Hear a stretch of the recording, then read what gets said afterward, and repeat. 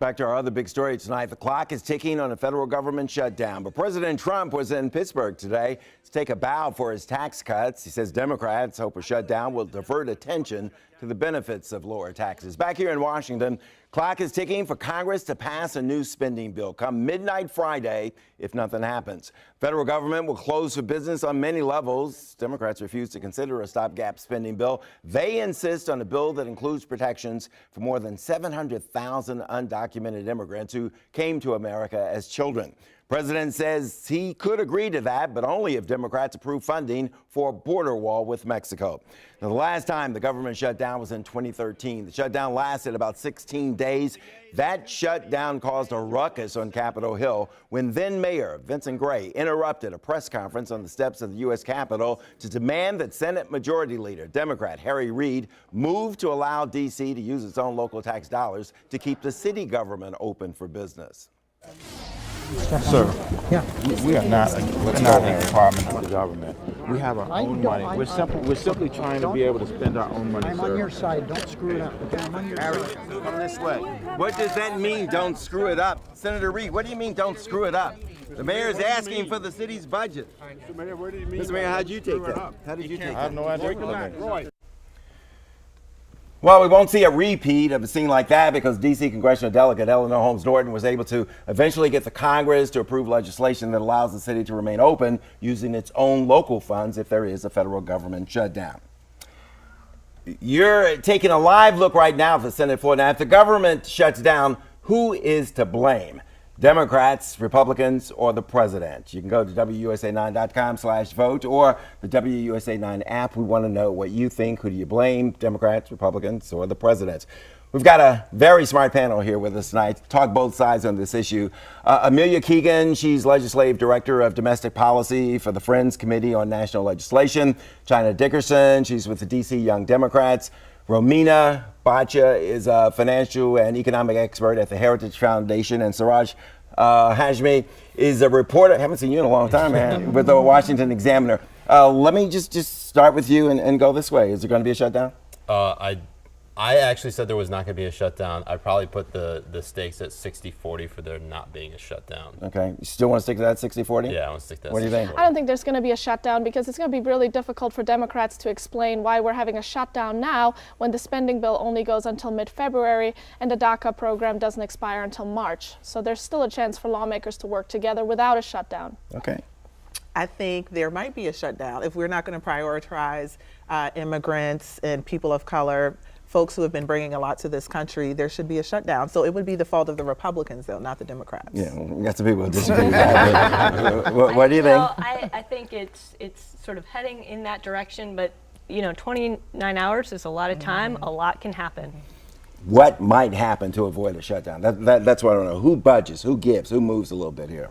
Right now, I mean, DACA does not expire until March 5th, so they at least have a little wiggle room on negotiating on that. Of course, President Trump wants to move forward on trying to get funding for the border wall in exchange for DACA, ending chain migration, as well as ending the visa lottery program. I could see the fact that passing a continuing resolution just so they can work on something going forward. That's my only reason why I think they're not going to shut down the government. But this conversation about immigration, comprehensive immigration reform, and now DACA has been going on for years. So it's like, at what point, I agree with the continuing resolution for the sake of the folks who are currently working at the federal government, but when is this going to get done, if not now? And the hypocrisy with, well, let's make sure that children who have been brought to this country can stay, but also let's put up a wall to keep people out.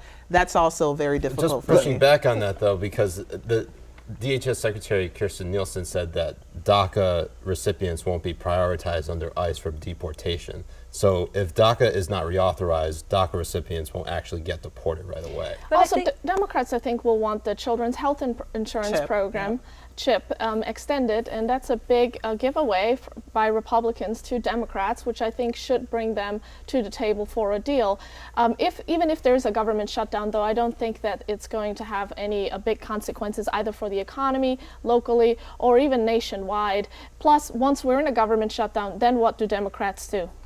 Well, I think there are two kind of points here. One is, even if DACA doesn't officially expire until March, there are still 122 DACA recipients who are losing their status every day. And I would say the other point is, you have, from the Friends Committee on National Legislation and a number of faith groups, we say there are 4 priorities right now that that there is bipartisan support for, and that you think we could find some common ground on DACA, on disaster assistance that is desperately needed, on reauthorizing the children's health insurance program, and then figuring out what the budget should be for this year that is still, a third of the way in. I'm hearing a lot of talk about how Democrats can move and can budget. What about the president?